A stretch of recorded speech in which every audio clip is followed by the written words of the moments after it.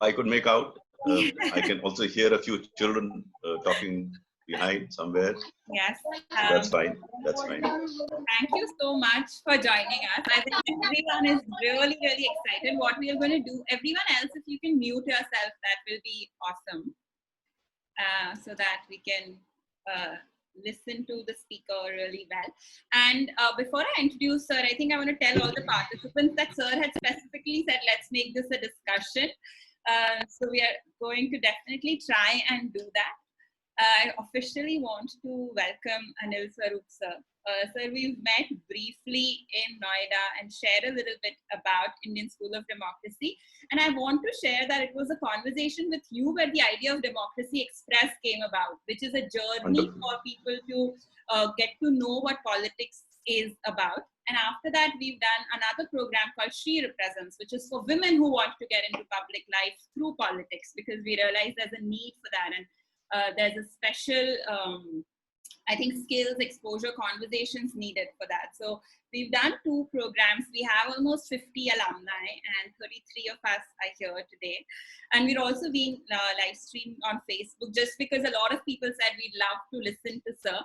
I think Sir doesn't need any introductions. In my experience of working in education, in development sector, he's one of the most eminent civil servants that India has had, someone who's entered the system and who's changed it from within and continues to be a champion of change. And I'm really excited to talk about that. And reading Sir's book, so he's the first book that he wrote was Not Just a Civil Servant.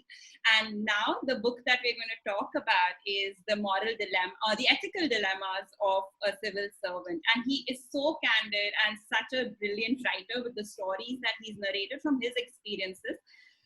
So yes, we're very excited to have you, Sir. And Sir has said that ask any questions, like his book as well. He's been very supportive. Sir, a little bit about the group here. If we can keep it both Hindi, English, that will be nice, because there are some people who don't understand any Hindi, some who can't, who are not very comfortable with English. So it'll be nice to have conversation in both those languages. So to start with, I was thinking that your book is full of stories, and I think stories stick in our head. We at Indian School of Democracy talk about principal leaders. So we talk about leaders, and also not just any leader, it's a principal leader. And a big component of that is the choice that one makes, what we speak about. What people speak about, what the reflections that they go through. So I was wondering, out of the many stories that you shared, if you can pick one story that speaks the most to you, and something that really exemplifies the dilemmas that people go through in public life when they are in positions of public leadership. It's not easy. We always hear it's great, but if you can share a story with that, we'd love to start with that. First of all, good morning to everyone, and thank you very much for calling here. Yes, I recall the discussions that we had at the Noida Golf Club, if I remember correctly. That's where we met, and I'm glad that you've traveled the distance that you have. All the best to you. Yes, it was, I enjoyed penning down both the books. The second one, primarily on account of the outcomes of the first one, where during the course of discussions, it was felt that a more structured approach to the dilemmas that civil servants face. And the idea was that despite these dilemmas, if a civil servant so wants or so desires, he can still deliver a lot. The typical dilemma that a civil servant faces is in the couplet with which I start the book. मुख्तसर सी जिंदगी के अजब से अफसाने हैं, यहाँ तीर भी चलाने हैं, परिंदे भी बचाने हैं. That's the quintessential dilemma that the civil servant faces, that he has to deliver amidst very difficult set of circumstances. But as you go along and as you progress in the book, and as I progressed in my civil service career, I discovered that dilemmas do exist objectively. They continue to exist. You can't avoid them.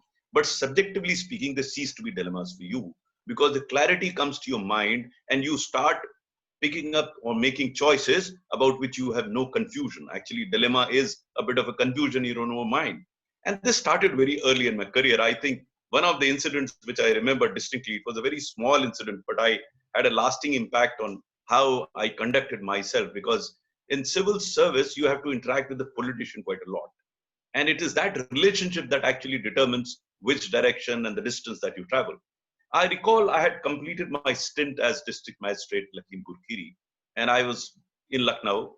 I was appointed as special secretary to Mr. Kalyan Singh, who was then the chief minister of the state of UP.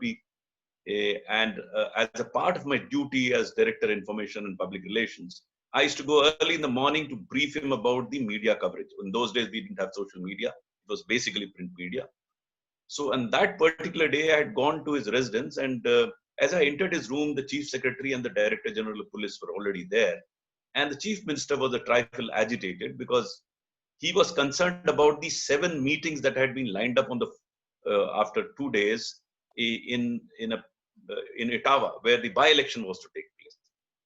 And this was the last visit that he was to make before the elections were to happen. He was agitated because he was not well, and he said that he can't attend all 7 meetings. He wanted the last 2 meetings to be cancelled. And he was telling his personal staff that the last 2 meetings, call the district magistrate of that district and cancel the last 2 meetings. As he said that, both the chief secretary and DGP vehemently agreed with him, nodding their heads, saying, yes, sir, how can you attend these so many meetings? I resisted for a while, but that I couldn't hold myself. And then I told the chief minister, sir, I have been a district magistrate not very long ago, and this conversation was in Hindi, so I'll do that in Hindi. So I said, sir, मैं अभी कुछ दिन पूर्व जिलाधिकारी था, जब कोई मुख्यमंत्री जिले में आता है तो बड़ी तैयारियां होती हैं, लोगों को बड़ी आशाएं अपेक्षाएं होती हैं. तो मेरा सुझाव ये है कि चाहे आप 2 मिनट के लिए जाइए, लेकिन जाइए जरूर, बोलिए मत, लेकिन उनको निराश मत कीजिए. He got very annoyed with me, looked up towards me because he was sitting and I was standing, and he said कि क्या समझते हैं मैं जा सकता हूँ इन मीटिंग्स में. So as he said this, and as my boss, the chief secretary, saw the annoyance on his face, he started nudging me. But I didn't stop. I told him, sir, मेरा काम आपको अपनी राय देना है, बाकी निर्णय लेना न लेना आपका काम है. Then the nudging also became even heavier, more fervent nudging. And then there was a pin drop silence for about 10 seconds. Thereafter, Mr. Kalyan Singh looked towards me again, this time not in anger and in agreement. He said, Anil ji, aap theek kehte hain, mujhe jana chahiye. That nudging stopped forthwith, immediately, and both of them started nodding. Yes, sir, bilkul theek keh raha hai. Now, this was a lesson to me because I had forgotten this incident. In fact, it wouldn't have appeared in my book. Mr. Kalyan Singh narrated this to me later when he became the chief minister for the second time, and he wanted me to become his secretary. And he called me and he asked me, मुझे 3 दिन हो गए मुख्यमंत्री बने हुए, आप मुझसे मिलने नहीं आए. So I told him, sir, आप व्यस्त रहे होंगे. मेरी आदत, I was not used to meeting chief ministers on my own. I don't unnecessarily meet them. Then he narrated this incident that because of this, I want you to be in my secretariat. That is where I remembered, I noted in my diary, and that forms a part of the book. The lesson herein was, to my mind, the dilemmas were ceasing to exist. I was becoming clear in my mind that if I had a point of view and I had nothing personal in it, then I would express it in a polite manner and let the politician take a call. If you look at the tweet today, I tweeted this morning, in that I mentioned some of us become his master's voice and do injustice to the person I'm giving my opinion. So that I think, there are many such stories. I have believed storytelling is a better way of communicating an idea rather than theoretically trying to explain things, because it sticks in your mind, that story. I remember my grandmother, my maternal grandmother, all of us have gone through that. Nani ka kami kahani sunana hai.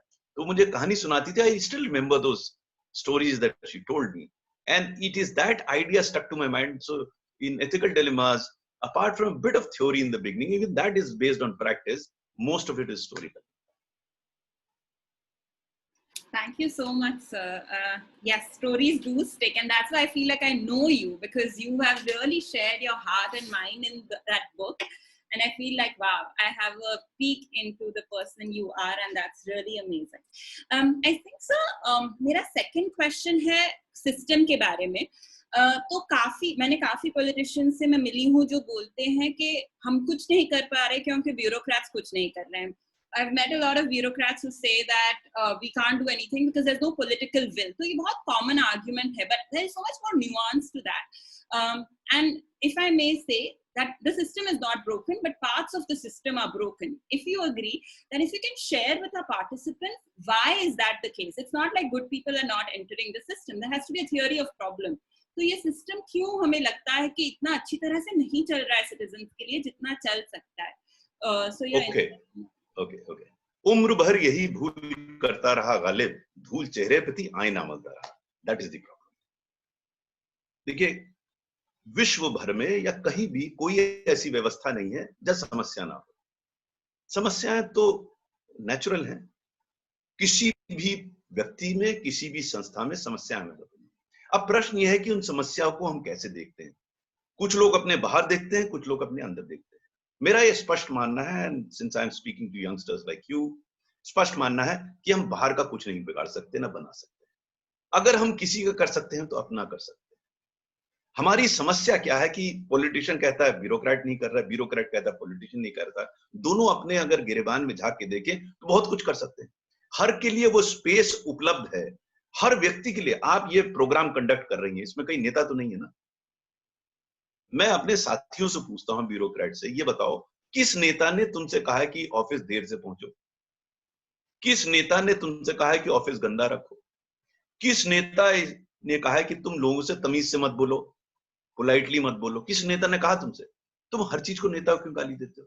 इसी तरह मैं नेता से पूछता हूं. एक बहुत बड़ा दायरा है जिसमें ब्यूरोक्रेट का कोई रोल ही नहीं है. किसी ब्यूरोक्रेट ने कहा है कि ये सचिन पायलट और वो दूसरे चीफ मिनिस्टर जो है आपस में लड़े. किसी सिविल सर्वेंट ने कहा है क्या उनको? लेकिन लड़ रहे हैं वो. देखिए, ऐसा है कि हम लोग क्या है कि इस समाज में सबसे बड़ी समस्या यह है कि हम देश, समाज, इन सब के लिए चिंतित हो गए हैं. मेरी जो किताब है, इसके अंत में मैंने इसका जो एक डायरेक्शन दिया है, वो इस बात को जताता है कि आप पे निर्भर करता है. खुद ही को कर बुलंद इतना कि हर तकदीर से पहले खुदा बंदे से कुछ पूछे, बता तेरी रजा क्या है. It is totally dependent on you. You are the master of yourself. no one can influence you. If you don't want to feel insulted, no one can make you insulted. It is your subjective control that you have yourself. So to me, I is very important. That's the most important thing. Both politicians and bureaucrats are wrong when they blame others for the wrongs that are happening. I think they are equally to be blamed. They have to look inward. Where have they looked into? They have to look at such politicians. They have to look at such bureaucrats who have managed to perform despite these problems. कितने ऐसे अधिकारी हैं, कितने ऐसे नेता हैं. अगर आपने मेरी पुस्तक पढ़ी है तो उसमें मैंने कई नेताओं का नाम लिया है. खड़गे साहब का नाम लिया है, जावड़ेकर साहब का नाम लिया है, जो बड़े अच्छे नेता हैं, जिनके साथ काम करने में मुझे मजा आया. ऐसे भी नेता थे जिन्होंने काफी बड़ा कर किया. इसी तरह ऐसे अधिकारी हैं अच्छे अच्छे. मैंने 50 से ज्यादा अधिकारियों का नाम लिखा है जिनके साथ काम करके मुझे अच्छा लगा. मैंने बहुत कुछ सीखा. अब प्रश्न ये है मेरे ऊपर, मेरे को प्रश्न है, किसी और को नहीं है, कि मैं किस तरफ देख रहा हूं. मैं उन 50 अधिकारियों की तरफ देख रहा हूं जो काम कर पा रहे हैं, या उनकी तरफ देख रहा हूं जो काम नहीं कर पा रहे. अगर मैं नकारात्मक दृष्टिकोण है, if I have a negative outlook, I look at those people who have not worked. If I have a positive attitude, it depends on me. समाज में, व्यवस्था में हर प्रकार का व्यक्ति, हर प्रकार की संस्था उपलब्ध है. अब ये मुझ पे निर्भर करता है हम किधर देखें. There is no such thing as objective reality. It is my subjective understanding of that reality makes me understand what that reality is. So I have to interpret that reality. Second, and it's very important, कि मैं चाहे नेता हूं चाहे अधिकारी हूं, हमें अपनी सीमाओं को समझना चाहिए. मैं अधिकारियों से स्पष्ट रूप से, आपका मैं चर्चा सुन रहा था, मुझे सुनना नहीं तो चाहिए, लेकिन कोई आपकी मित्र कह रही थी कि वो राजनीति ज्वाइन करना चाह रहे हैं, बहुत अच्छा. लेकिन मैं अधिकारियों से स्पष्ट कहता हूं कि अगर आप रेवोल्यूशन के लिए आए हैं यहाँ पे तो छोड़ दीजिए इसे. नौकरी छोड़िए, झाड़ू पकड़िए, पॉलिटिकल पार्टी ज्वाइन कर लीजिए. जब तक आप यहाँ हैं तो सीमाएं समझिए, उन सीमाओं में रहते हुए काम कीजिए. मैं सिर्फ उनको ये बताना चाहता हूं इस पुस्तक के माध्यम से भी कि इन सीमाओं में भी आप बहुत कुछ कर सकते हैं. आप क्यों अपनी रात की नींद ऐसी चीज के लिए हराम कर रहे हैं जिसपे आपका कोई नियंत्रण नहीं है. परेशानी वहां आती है. मुझे याद है कि मेरी नई नई शादी हुई थी और मैं जब ट्रैवल करता था पहले, तो जब ट्रैफिक जैम में फंस जाता था तो मैं बहुत विचलित हो जाता था. I used to become very tense. So एक दिन जब मैं बहुत परेशान हो जाता था तो एक दिन मेरी वाइफ ने मुझसे पूछा, आप इनका कुछ कर सकते हैं ट्रैफिक का? तो मैंने कहा मैं तो नहीं कर सकता. बोले क्यों, खून जला रहे हैं फिर अपना? I mean, it's seminal. And I discovered that, I remember before I joined the IS, I was in the police service. There was a batchmate of mine who retired about a year ago as DGP. He walked up to me, he said, "Boss, रात को नींद नहीं आ रही." मैंने क्या हो गया? "Boss, petroleum के दाम बहुत बढ़ रहे हैं." तो हमने कहा, पेट्रोलियम के दाम बढ़ रहे हैं, चिंता का विषय, लेकिन रात की नींद क्यों हराम कर रहे हो? बोले, "बॉस, देश की आर्थिक स्थिति पर कुप्रभाव पड़ रहा है." देखिए, उस समय भी इकोनॉमिस्ट होते थे, आज भी हैं, जो आर्थिक स्थिति का करते कुछ नहीं है लेकिन चिंतित रहते हैं। मैं उनको मिस्टर परेशान कहता हूँ, सिर्फ परेशान रहते हैं। मैंने कहा, यार ठीक है, बढ़ रहा है दाम, हम लोग चर्चा कर सकते हैं, मैं रात की नींद मत हराम करो। रात की नींद उस चीज के लिए हराम करो जिसके लिए कुछ कर सकते हो। बोले, हाँ यार, बात तो सही कह रहे हो। चला गया। 3 महीने बाद फिर आया, फिर आगे मुझसे कहता, बॉस रात को नींद नहीं आ रही। मैंने कहा, अब क्या हो गया यार? पेट्रोलियम के दाम तो अपने आप ठीक हो गए, बिना तुम्हारे इंटरवेंशन के, ऊपर नीचे होते रहते हैं। बोले, नहीं बॉस, इंडिया की पॉपुलेशन बहुत बढ़ रही है। तो मैंने सोचा, यार रात को सो जाओ, अपने आप ठीक हो जाएगी। The point that I am trying to make here is that try and emphasize and spend time on issues over which you have control. तो अपना दायरा समझिए और वो चीज करने का प्रयास कीजिए जो आप कर सकते हैं, तो आप बहुत कुछ कर सकते हैं। Thank you so much, sir. I think ये almost third question पे जा रहा है, क्योंकि हम लोग ये काफी बात करते हैं develop your own moral compass. अपने अंदर आपका ethical compass होना चाहिए, और आपकी book में I think one of the things I like most is how reflective you are. You are asking yourself if I did the right thing or not, because it's not always easy. You talk a lot about choice. So if you can share with our participants, what was the process you went through in defining your own ethics and your own values? Because someone from outside didn't come and tell you. You didn't follow that path. You made your own values and you stuck to them. So कैसे वो journey रही? Because it is a journey. I don't think it's a static process. And yeah, so how did you kind of define your values and ethics? See, I'll tell you, there is no such thing as defining an ethical value. I'll tell you why. Because to me, ethics is purely personal. Unlike law, which is universal, when ethical principles get codified, they become law and they become universal. Whereas ethics is totally and totally personal. Not only is it personal, it varies from person to person, since it's personal. It varies from family to family. It varies from society to society. It varies from country to country. And even for an individual, ethical value system changes over a period of time. So you have people who are pure non-vegetarians, who eat non-vegetarian. They change and become a vegetarian. What's that happening? So your value system is not as if you are sitting in an ajaib ghar and in totally isolation and creating a value system. No. Your ethical value system get impacted by your siblings, by your parents, then your friends, your teachers, people you come to associate with you. So you start learning as you go along. So you may have a particular way of thinking. And what is ethics? Ethics is basically your personal understanding of what is right and what is wrong. And that keeps changing, because at some point in time, I'm taking again the example of the lady who was joining politics. She joins one political party, she will have try and imbibe the value system of that political party, and next day she decides ye to bekar hai. She joins another party, she changes the value system. Nothing wrong with it, because each one of us in the book also, except in one chapter which I am being prescriptive, I am not prescriptive at all. I am saying how I responded to a situation when it came to me. I thought at that point in time it was correct. Maybe when I reflect on it, I would not do it. So I have done a few very unethical things in the book, and I have admitted that. So for example, the instance that I give of state financial institution, which was in a very bad shape, I threatened the chairman of CDB with an inquiry by CBI, which is not ethical. Now let's try and understand this subtle difference. Ethical being unethical, you will not be penalized. There's no external obligation. There's no physical obligation. There is no necessity of you to be there. It is internal to you. And hence, what you do, because at that point in time, I thought it was right. I did it. And it was in the interest of the institution. Maybe if I give another opportunity now, I may not say that. So it's not that it's a ethical or value system is frozen in time. You evolve. And that evolution is very important. Because, there is nothing perfect or frozen. Because if there were anything, people ask me, why don't you write it down? What should be? I said, it can't. Because not only is it subjective, it changes with time. So you can't freeze it. You learn as you go along. And that's why repeatedly I say, I learned. Like I'm interacting with you, I'm learning. Everyone learns from each other. That's how your value system is. evolves. So in later time, one thing that which I realized, which I did not know, not that I was against it, that it pays to be ethical, that I discovered as I went along. Because this is something which I am trying to establish through the book, that normally, given the negativity that pervades in the society, everyone thinks, yaar, gadbad karo tabhi kaam chalega. No, I am trying to demonstrate and illustrate that by being ethical, also you can benefit. Now, again, the choice is yours. I'm not saying you should be ethical. I'm saying you can be ethical and it can be beneficial. That's what I'm trying to say. I leave you with a choice. The problem is the young person doesn't feel that there is a choice. They feel it's so wrong all around that only way to work is unethical. I'm trying to disprove that. I'm not saying be ethical or be unethical. I'm saying there is an option available. Now it's for you to take a call. So, for example, I have tried to illustrate that the fact that I supported my subordinates repeatedly in various incidents is something which did not inherently come to me. I'm not saying I was against supporting officers, but it never occurred to me to begin with. But when I got into the service and I tasted the benefit of supporting my staff, I said, that's it. It's very practical to be ethical. It's not ethical to be ethical.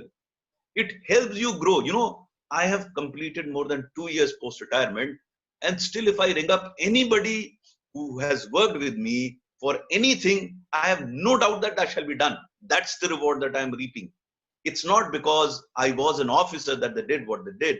I was because I was Anil Swarup and I continue to be Anil Swarup. So that's the reward that you reap. Now again, some people may feel that's not the right way of doing it. You should have a mahal, you should have facilities. That's your choice. What do you want in life? I made my choice. I have no regrets. I'm enjoying it. If you make an alternative choice, your problem.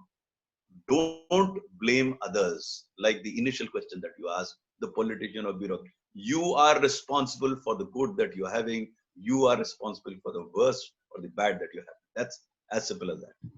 Thank you. The last question before we open it up. The chapter in which you're prescriptive, and I found that really amazing, about the guidance that is needed for people who are entering the system, newly entering the system, to prevent them from getting succumbed to the existing system. There needs to be a proper method through which हम guidance provide कर रहे हैं उन लोगों को. और I think politics, I wish politics में भी कोई ये बात करता, क्योंकि a lot of people don't know how to get into politics. वो जाते हैं तो वो जो देखते हैं उनको लगता है that's the way to do politics. Can you see, and if we can also attempt to see how can this system of guidance be applicable to politics as well, and if you think that's a possibility where idealistic young people are getting into politics, how can they be provided a sanctuary of sorts where they have a system to get that guidance so that they can stay ethical? It's probably a very difficult question you asked me, for the simple reason that I have not had experience. I'm not a theoretician, a political theorist who will come up with a model. No, I'm not. Whatever I've written is a personal experience. In fact, this book is an outcome of the discussions that I had with officers of various seniorities. I keep going to the academy to talk to them. And what I discovered was that when an officer entered the service, he had a lot of enthusiasm, wanted to do things. And as he went along in 20-25 years, that enthusiasm got dissipated. He becomes cynical. I'm trying to answer that question because I went through that journey. No, I have not gone through the journey of a politician. Whatever I'll say will be a conjecture and maybe totally off the track. Because, as I keep saying, I cannot be pontificating on issues over which I have not had experience. So I would refrain from advising a politician on what he should do. And I have no intention of joining politics because I have limitations that I have, that I know myself pretty well, that I will be a total failure in politics because of being extremely blunt. I was blunt to my bosses. I was blunt to everyone. I'm extremely blunt. I can't, if I don't like the way you're talking, I'll just shut off the computer and go off. I couldn't care less. So I don't have the etiquettes of being a politician. Not having experienced that, it would be wrong of me to suggest a way forward. Even in bureaucracy or in the civil service, I did struggle a bit before coming to a theoretical model because I hate to be prescriptive.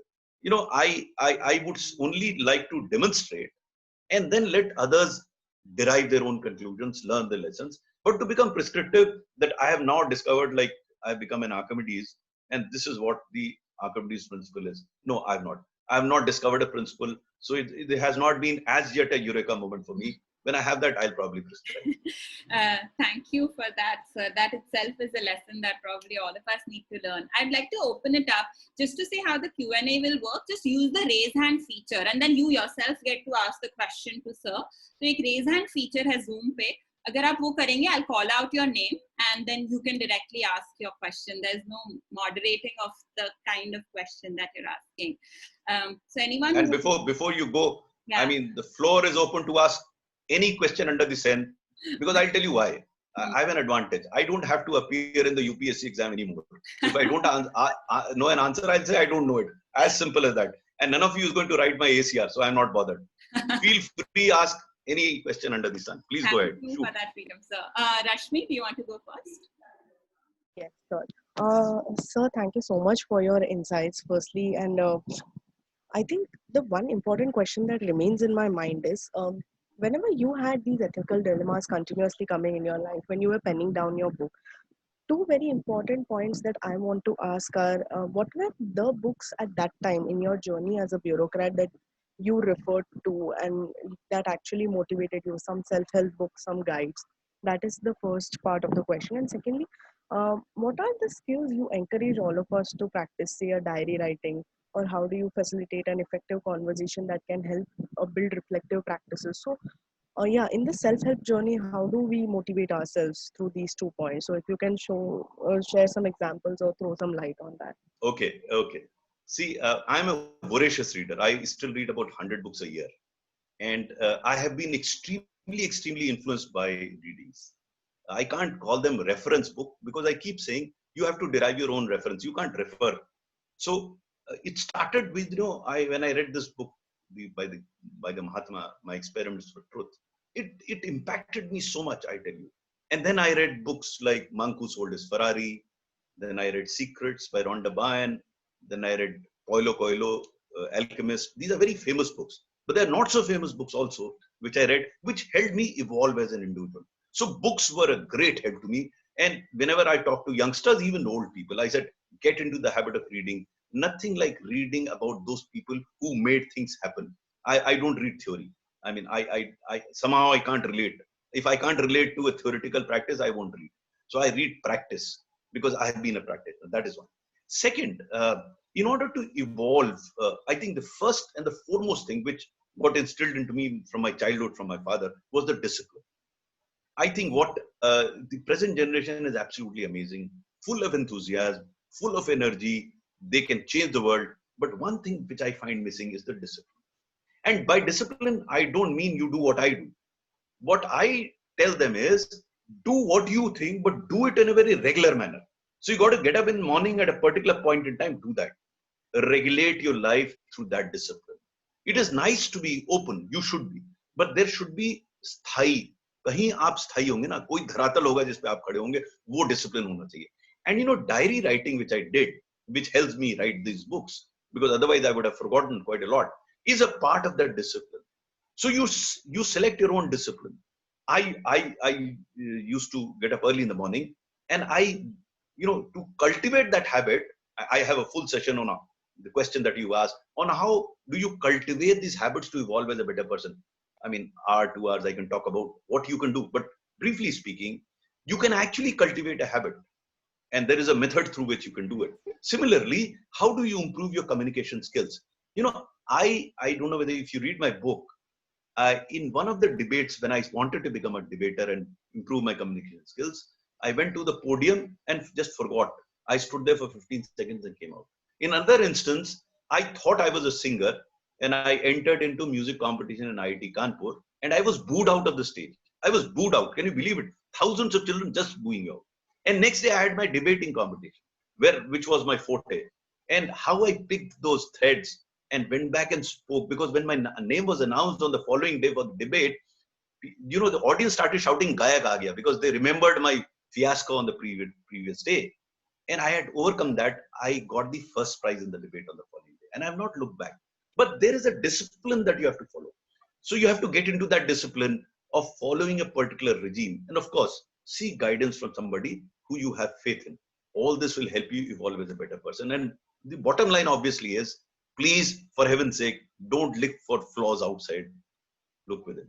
That's the base. You read any of these books. I mean, there are. I mean, I can go on these books because I love talking about those books. In fact, reading those books inspired me to write my own book. The only dream I had, after having got into that, there weren't very many dreams that I had, was to write a book. Because when I used to read these books, I used to feel very inspired. I don't know whether my books will be as inspiring, but to express your thoughts in a manner that I could, when I wrote my first book, the publisher couldn't believe, oh, what are you writing? These are stories. This is not a typical way of writing a book. This is a very unusual way of writing. But I said, I won't change my style. I'll do that. Fortunately, that book did very well. That book did well, so you have another publisher coming in. And this book is an outcome of that publisher. He pushed me into writing that book. I said, I've already written about my journey. No, sir, it has not. And then I also thought that I must, somewhere bring in, why do civil servants go down the way they do, and is there a way out? Thank you, sir. Prateek, do you want to ask your question? Yes, thank you, Himakshi. Thank you, sir. Namaste. My question is, in an environment where everybody is very quick to blame things on political will, does social will have a role to play in the kind of reforms that we might see happening in the future, especially My in young things like friend, uniform civil code, my etc.? young friend, forget about social will. These are, I am a student of political science. I can talk about all these wills. Will what you want to will. You expand your own energy, do whatever little that you can, and derive solace out of it, derive satisfaction out of it. I can assure you that even if you get answers to these theoretical things that you're asking, and I can give you that answer, the role of social will and what you do, it won't help you. What will help you is your understanding in the given environment. But it is important to understand the limitations of the environment. Why? Because, I don't know whether you heard of this American monk by the name of Reinhold Niebuhr. He said, Lord, grant me the serenity to accept things I cannot change, courage to change things that I can, and the wisdom to understand the difference between the two.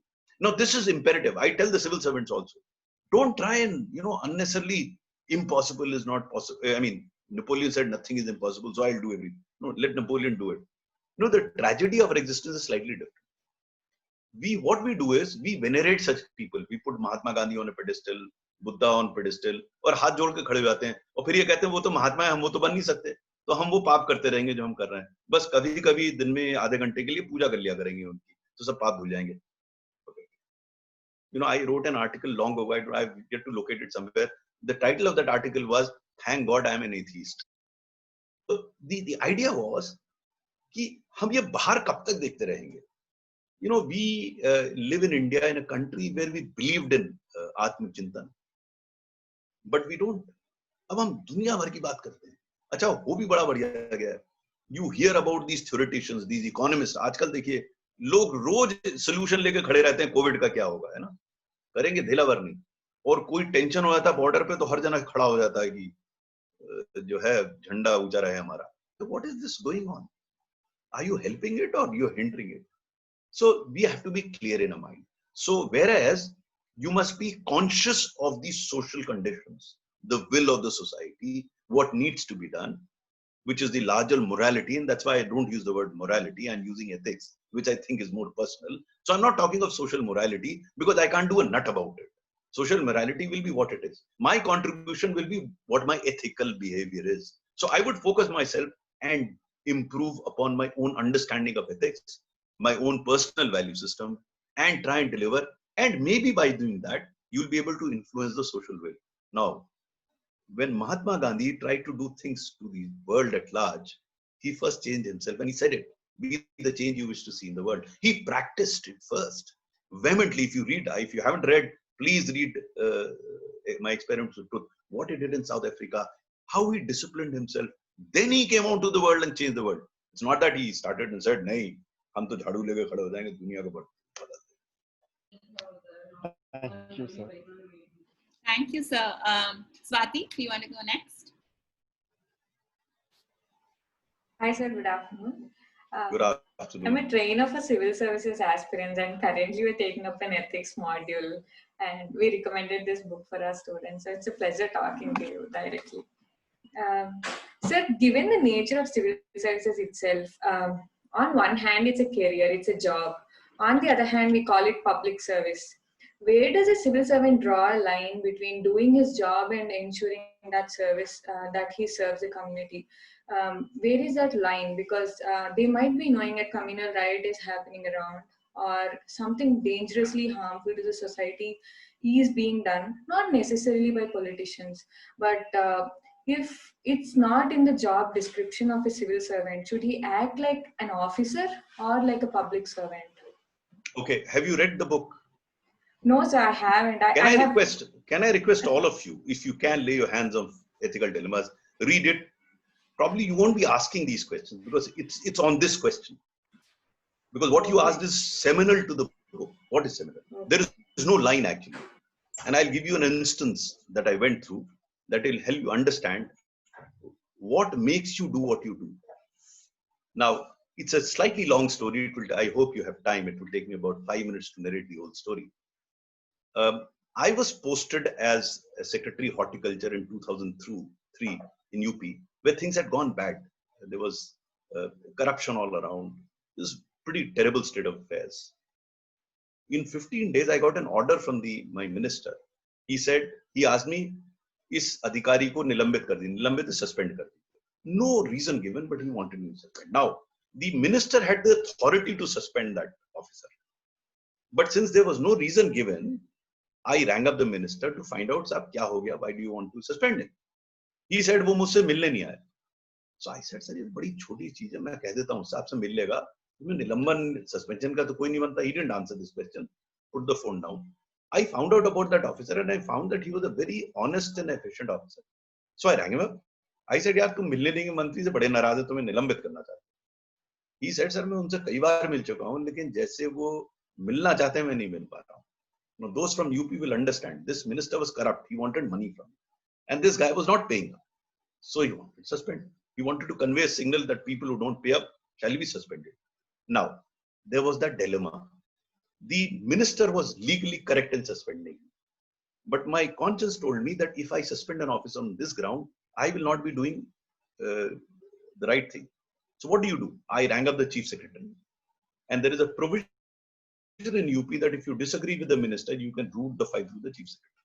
I rang up the chief secretary, a very fine officer, and I explained the whole thing to him. So he said, "Anil, aisa karo, file mere paas bhej do, phir dekha jayega jo hoga." Now, why I am telling you this is, I've believed in karma. I don't know what was the result. We all say karmanyavadikara istemā phale chukata chana, but we don't believe in it.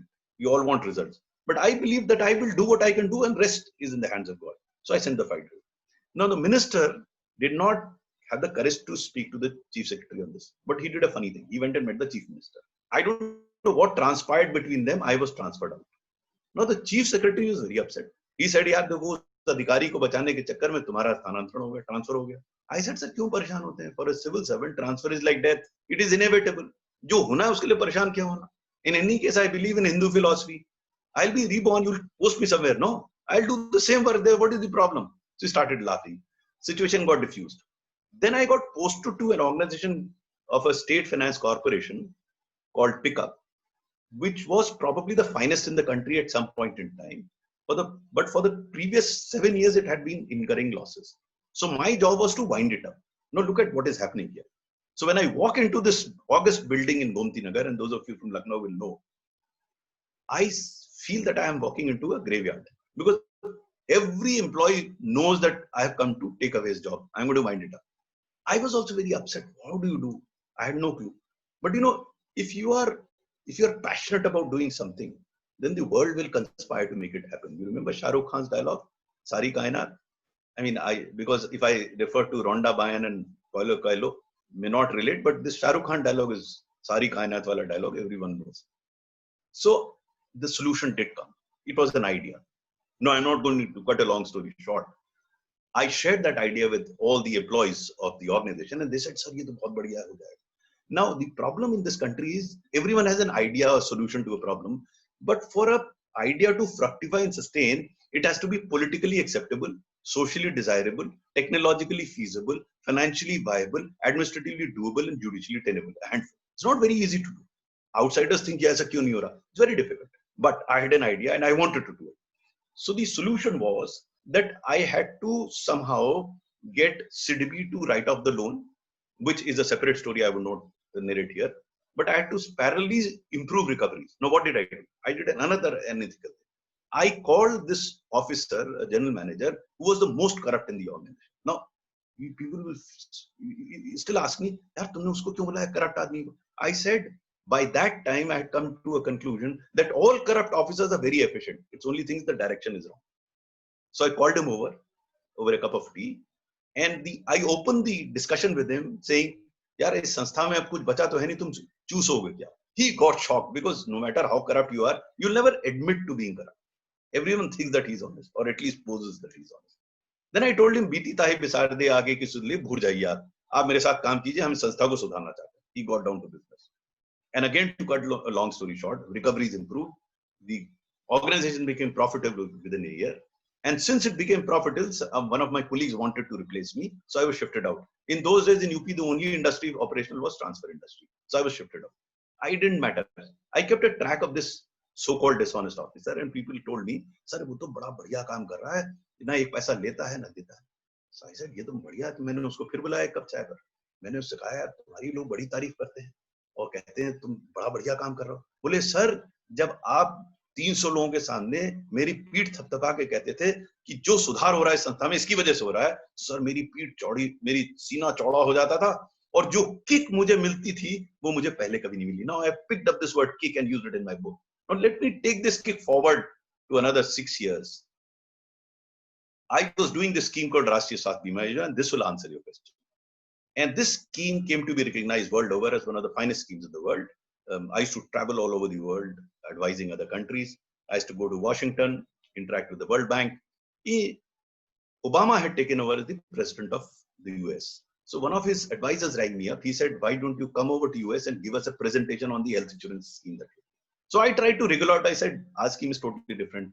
He said, no, you must come over and tell us what you're doing. So I went to Washington, made a presentation at Brookings Institute where all these advisors were present. They were government representatives, and they were also representatives of foundations like Gates Foundation, Rockefeller Foundation. So I made this presentation on RSBI. After the presentation, as we were having a cup of tea, this guy from Gates Foundation walks up to me and asks me, "Mr. Swarup, you are very passionate about the scheme. What does the government give you beyond your salary?" That's the question that you ask me. Why do I do what I do? Whatever I'm doing, where is the line that you have to draw? That's where the line comes in, or line gets blurred.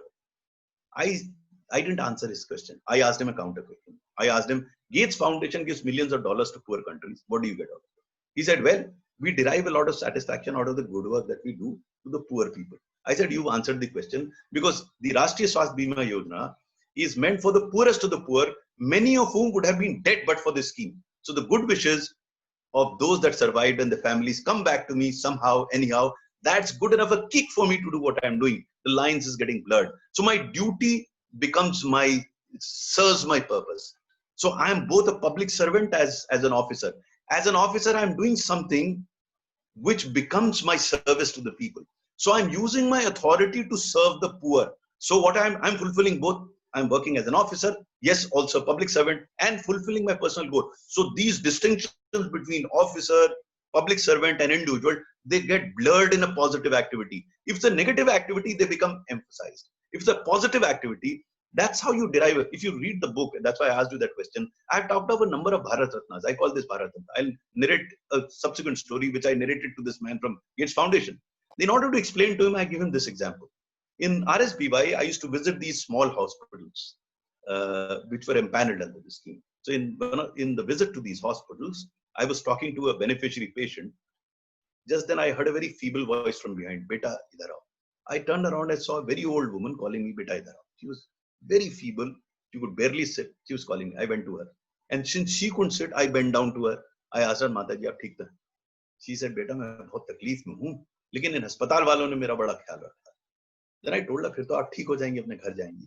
बोले, "नहीं बेटा, मैं तो मेरी उम्र इतनी हो गई, अब तो मैं ऊपर वाले के पास जाऊंगा." I said, नहीं माता जी, आप ठीक हो गए, घर जाएंगी. बोले, "बेटा, मेरा कोई घर ही नहीं है, मैं तो भीख मांगती."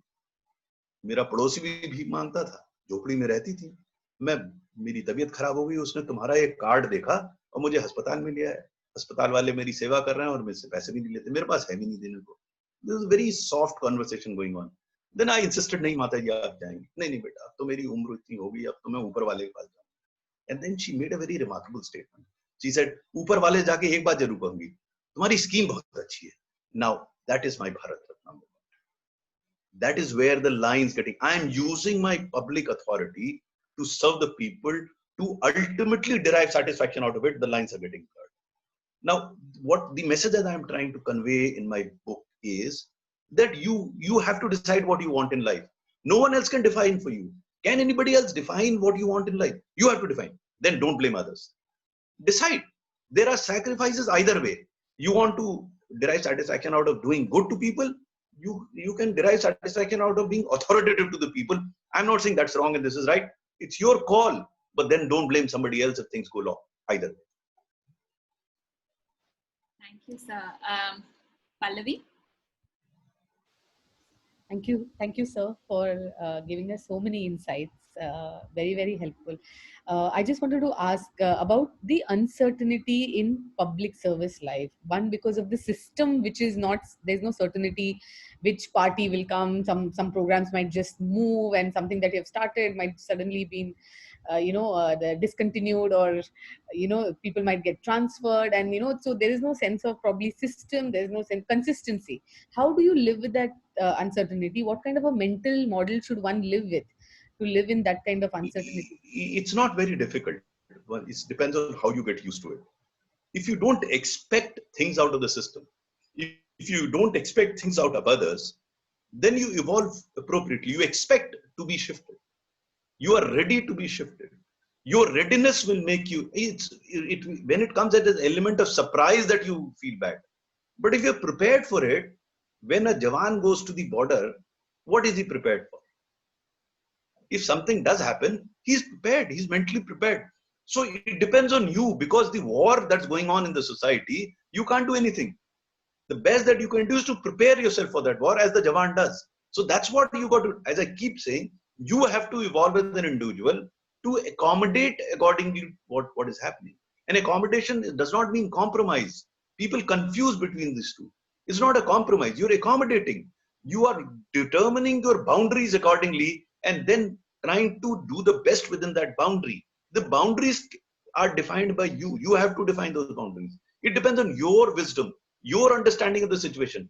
Because the situation is what it is. As I keep saying, there is no such thing as objective reality. It is created somewhere else. You define boundaries, so it depends on you. So you'll find that in the same set of circumstances, one officer feels satisfied and does well, the other is agitated. The circumstances are the same. I don't know where you come from, but if you have gone to a district, even in private sector, one CEO comes, the whole organization changes, the other CEO comes, it changes. What is happening? Circumstances are the same, no?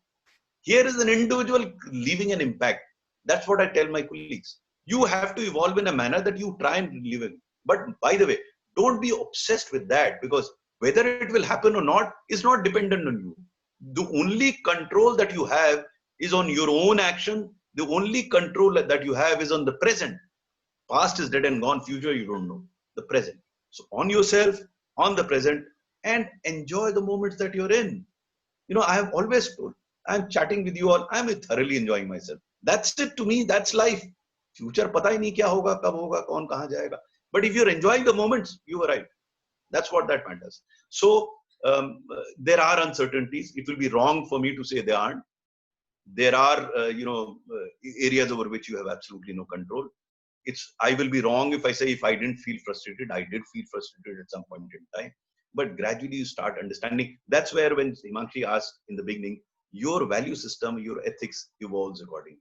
You start accommodating so you don't feel frustrated. I think Ronald Nybor came very late in my existence after 15, 20 years. I understood the import of what he's saying, and that will reduce your frustration levels. You will start enjoying the moments. You will start enjoying the karma. That's very important. It's when you start looking into results part. And the tragedy is it happens right from my schooling days. I've written an article and it's there in my book also. I've recently written about it. This nonsense of children getting 100 out of 100 in English literature.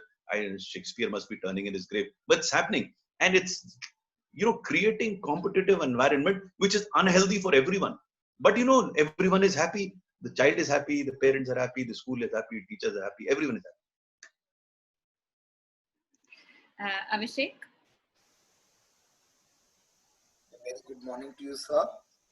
Morning. So my question would be on the lines of what you just said, about bureaucrats, having no will, having their efficiency, but it's not just pointed in the right direction, or the fact that, there are pressures or there are the other pressures that they have to deal with. There is red tapeism that we deal with.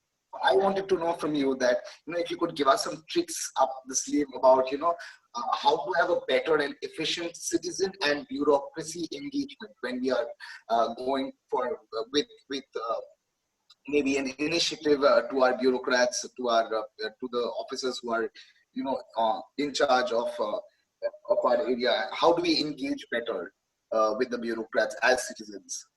Don't do much. Don't do much, but do the following. If you find a good act of a civil servant, talk about it. Let him feel good. Let the world feel good. Let the world feel good things are happening. Let others feel inspired to do that good thing.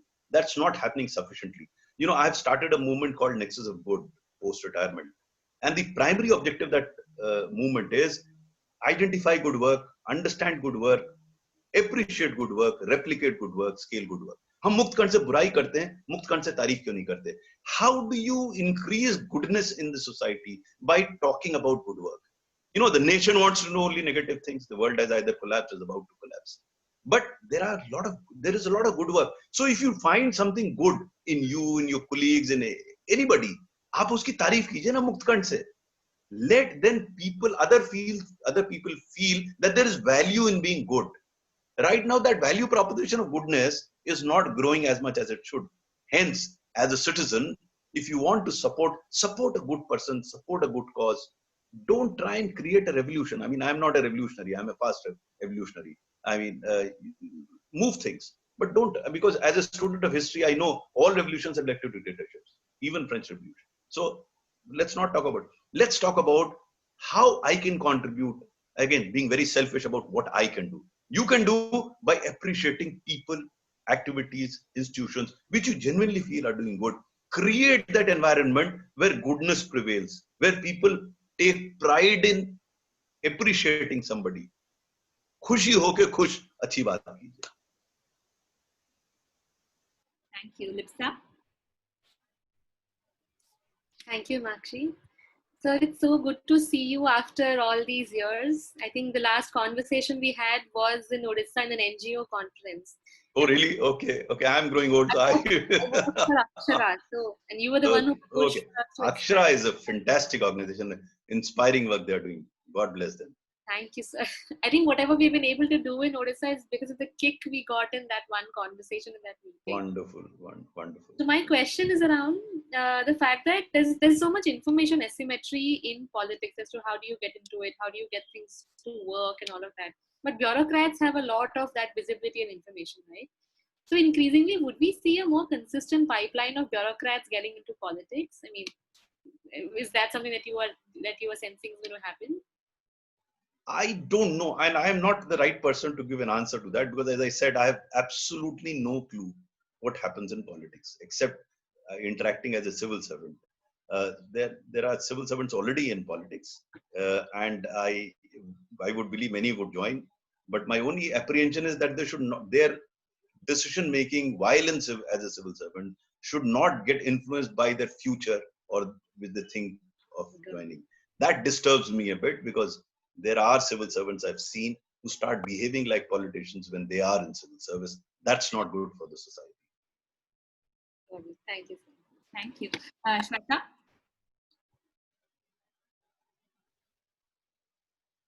Namaskar, sir. I wanted to know more about Nexus of Good. So if you can throw a little more light, that how we can be part of it, and what is the overall purpose? I mean, is it? I'm so glad you raised this point. mentioned that it is to bring I out think in more the good, chat but, box, someone is very correctly, I think it is Vibhuti who's put it, She's put the address of the Nexus of Good, the portal. If you go there, you'll get the details. But let me briefly tell you how it evolved and what can you do. Actually, Nexus of Good evolved as a consequence of my experience as Secretary School Education. When I joined Secretary School Education, before that, when I took over as Coal Secretary, I didn't know much about that sector, so I rang up a friend of mine to ask him how the coal sector is. He said, "Gangs of Wasseypur dekhi hai kya?" So that answered the question about how coal sector was. But when I became Coal Secretary, after having sought out some of the mess in the coal sector, in the education sector, within a month, I discovered that things were pretty bad. And when someone asked me, "How do you find the education sector?" I said, "Yaar, coal mein to mining was underground and mafias were overground. In education, it's the other way around. All the mafias are underground, eating into the essentials of Indian society." And whatever little time that I had, I tried to grapple with those mafias. But more than that, I wanted to look at the Indian education system, and there were many Rai Sahibs, as I call them in my book also. They are the quintessential advisors. They are internationally heavy paid advisors who come and tell you what to do. They won't have done it much in their lives, but they are very good at advising. So there's a guy who came and told me, "Sir, you won't find the solutions to problems here. You must visit England, Finland, Holland, Scotland, New Zealand, all the lands of the world." When he had completed his lands, I asked him, "Have you visited motherland?" To which he said, "No, because we don't like visiting motherland." So what I did was I traveled through the country. In the first 3 months, I visited about 24 states. And when I say states, I didn't merely go to the headquarters. I used to go to the interior areas. First two districts of Bastar and Sukma, if you know what these districts are. I traveled deep inside to understand. In one of those visits to an interior area in a place called Pastepada, and I have written an article which got published 2 days ago, if you read it, and I have explained that. I must tell you that because that's what inspired Nexus of Good.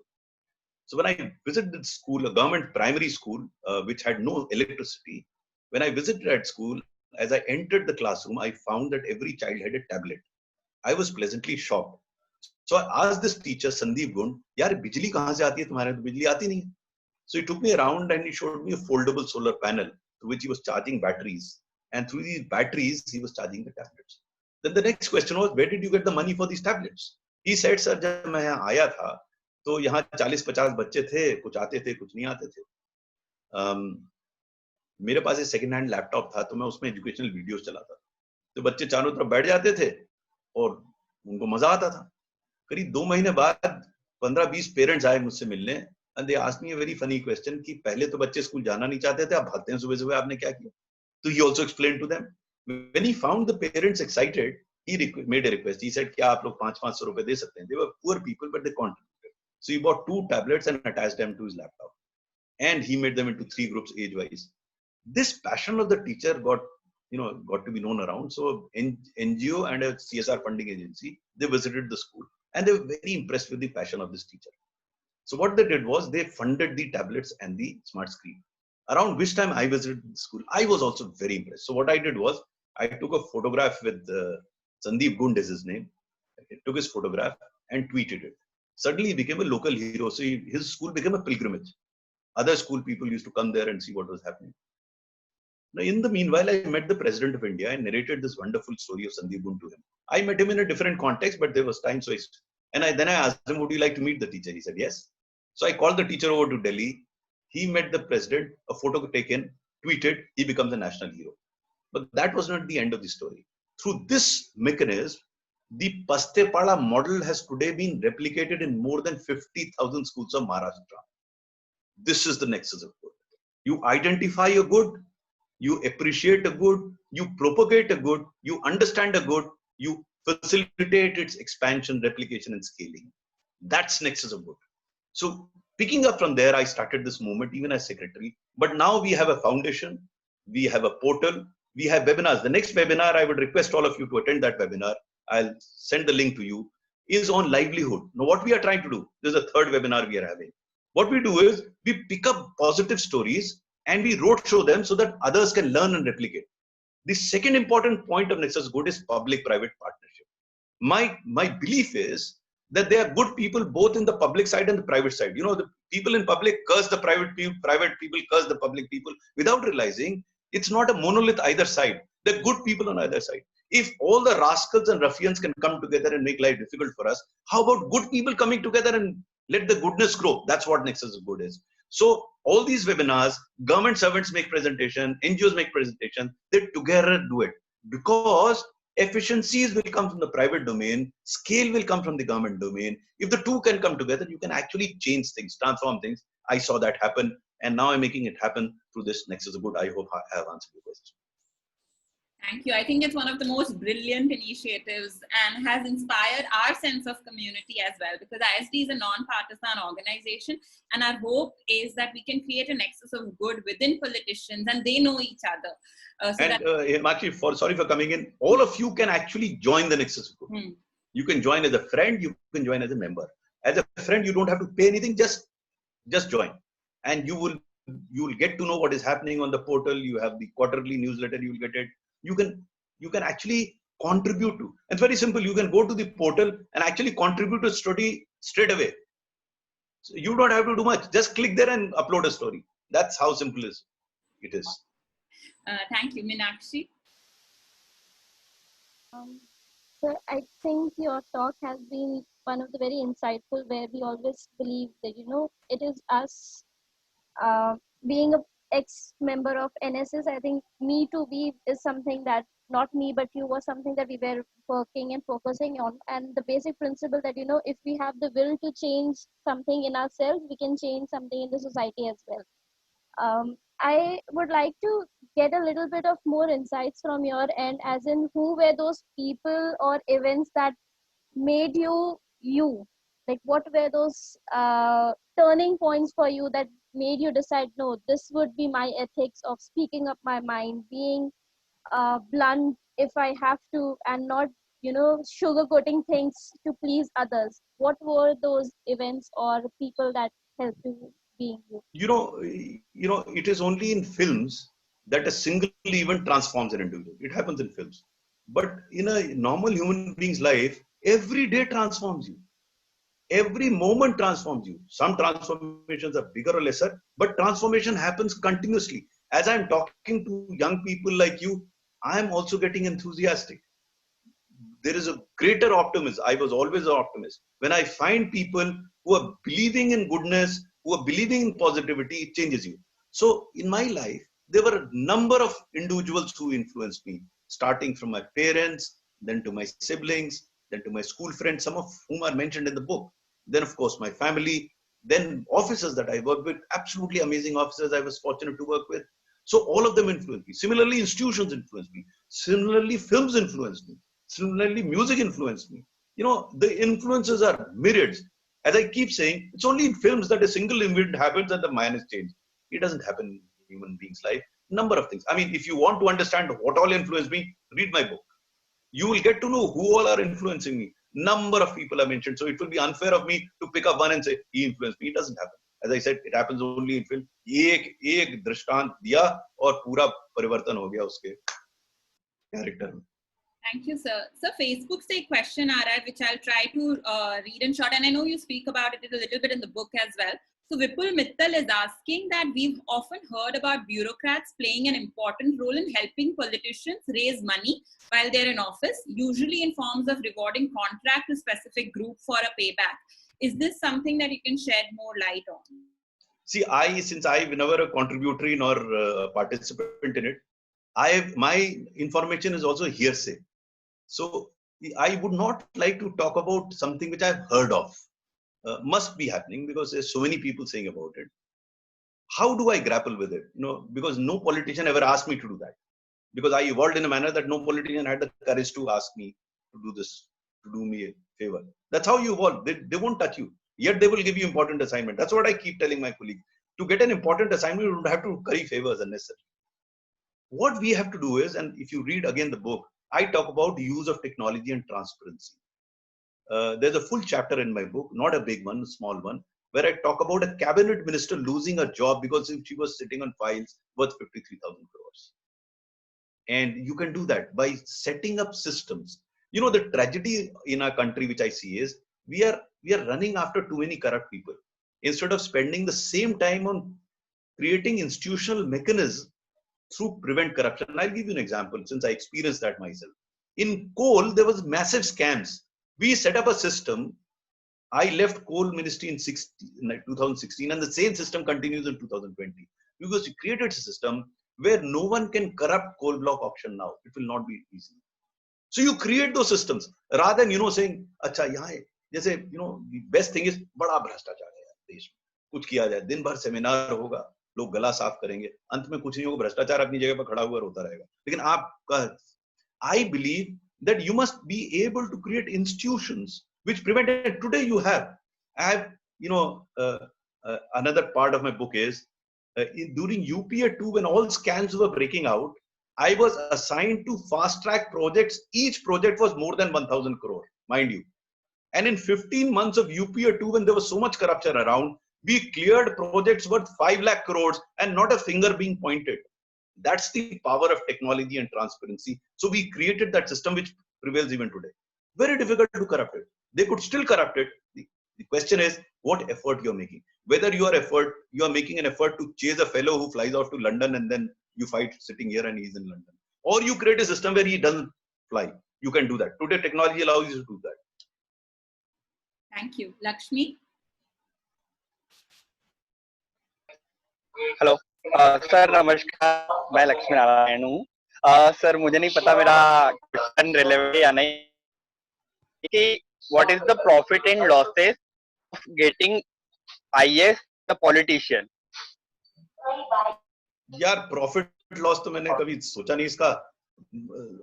My dad wanted me to become a civil servant. I became one civil servant. After 38 years in civil service, I write in the last chapter of my book, if I were to be born again, I'd like to be an IAS officer all over again. So that's a choice that I made. अब politician में कितना फायदा है, जब बनूंगा अगले जन्म में, अगर बन गया किसी वजह से तो तब बताऊंगा आपको. आज का तो मुझे पता नहीं पॉलिटिशियन फायदा कितना नुकसान कितना. सर एज अ पब्लिक, मतलब पब्लिक के लिए क्या प्रॉफिट लॉस होता है, मतलब देखिए ऐसा पॉलिटिशियन बनता है तो मैं आपको जवाब देता हूँ. हम सब एक प्रजातंत्र में रहते हैं और ये मान के चलते हैं कि अल्टीमेट डिसीजन मेकर वो पॉलिटिशियन. तो और दूसरी चीज मैं स्पष्ट करना चाहूंगा कि हर पॉलिटिशियन खराब नहीं होता. बहुत सारे अच्छे पॉलिटिशियन हैं. इसी तरह हर ब्यूरोक्रेट अच्छा नहीं होता या खराब नहीं होता. अच्छे खराब दोनों. कोई भी समूह जो है वो अजायब घर में नहीं रह रहा है, वो इसी सोसाइटी में रह रहा है, इसी सोसाइटी को रिफ्लेक्ट करता है. अब मुझ में और आप पे निर्भर करता है कि हम किसकी तारीफ करें, हम किसको ज्यादा बल दें. मेरा तभी ये जो नेक्सस रिपोर्ट का प्रयास ये है कि अच्छे लोगों की तारीफ करें, जिससे जो नहीं अच्छे हैं, जो फेंस सिटर्स हैं, वो भी अच्छे बनना चाहें. Thank you, sir. Sahit? Hello, sir. So, like, with the proviso that, like, what we can do at individual level is much more important than what we hope to change in the overall society. What is going on in my mind is what, like, even Jayaprakash Narayan sir said, that the point in democracy is that, like, people make mistakes, and that's the beauty of it. And what best we could do is improve systems and have institutions, which actually you just also said. So I'm just hoping, like, what are your hopes of improving the systems and governance, or you have? No, I am a diehard optimist. I believe things can happen because things have happened. Whether as now as a private individual, I'm able to encourage that. That's the duty that I take upon myself, because I'm seeing that, because I'm busier now than what I was as a government servant, because I'm busy encouraging people. I'm busy associating people who are building institutions. I don't know whether you're aware, today in Haryana, there is an effort on to digitize all the processes so that the common man doesn't have to go to any government office for any work. How remarkable would that be? And I'm glad that I have been a party to that discussion and taking it forward. So in my own small way, contribute to building of institutions and systems that make life easy for the common man.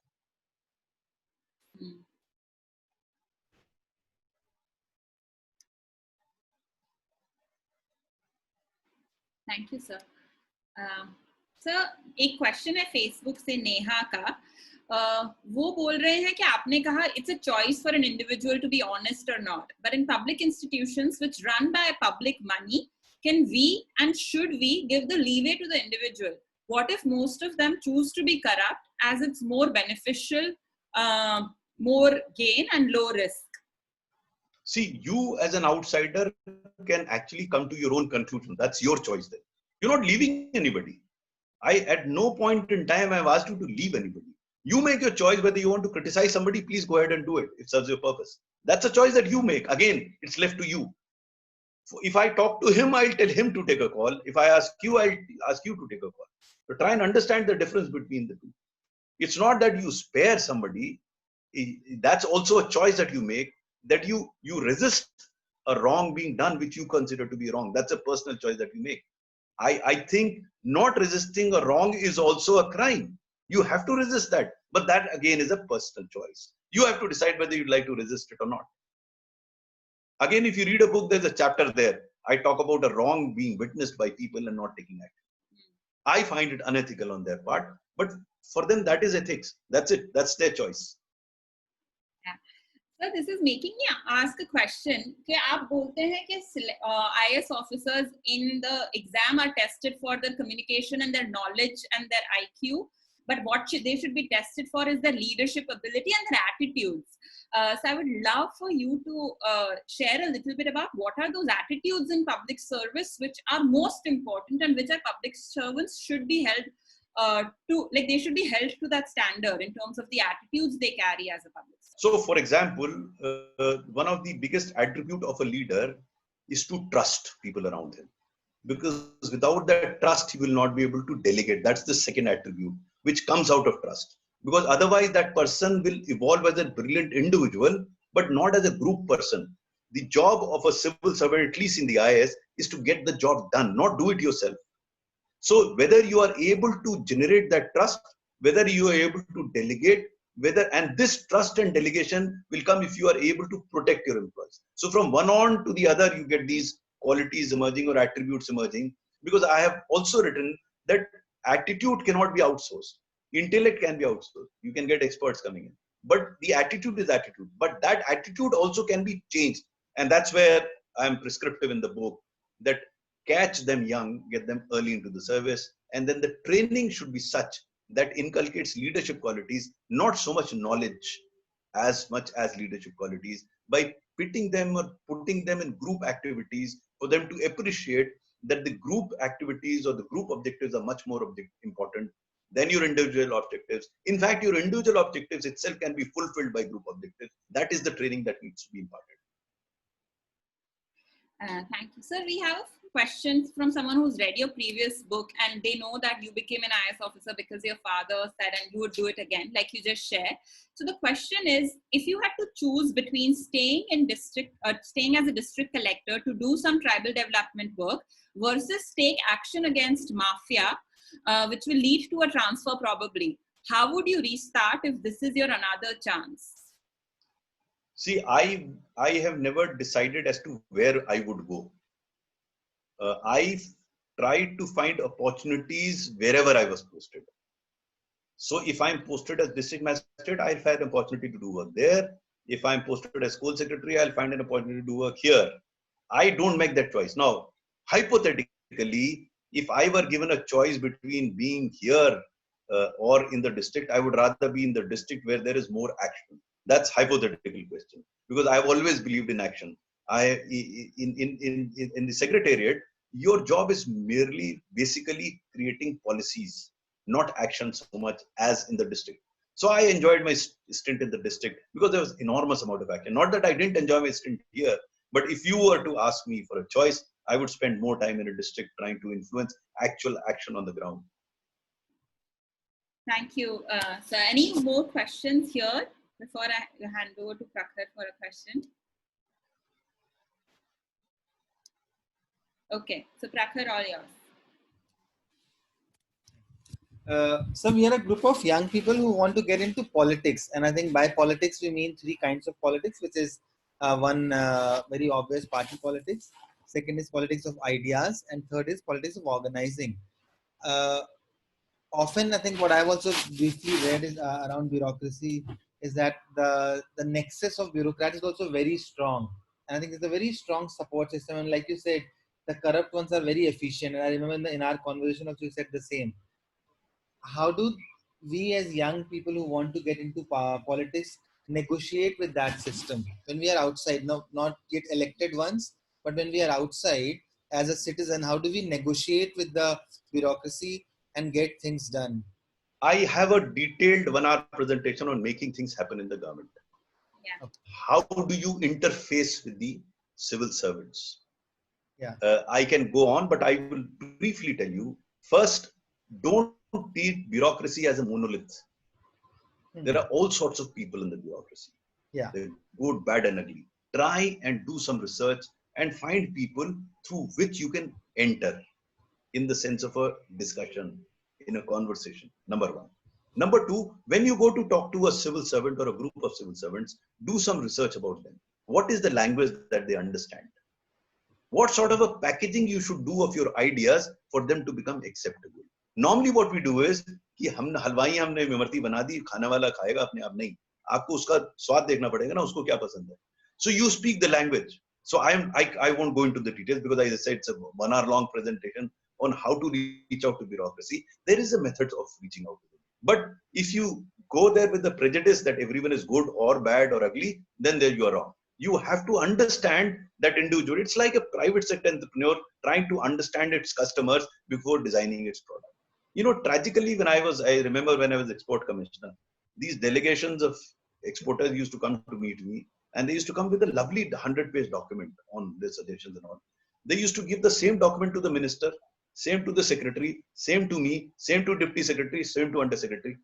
I used to tell them, you're selling the same product to everyone. The minister will never have the time to read that 100-page document. So when you go to him, take a 2-page document, nothing more than 2 pages.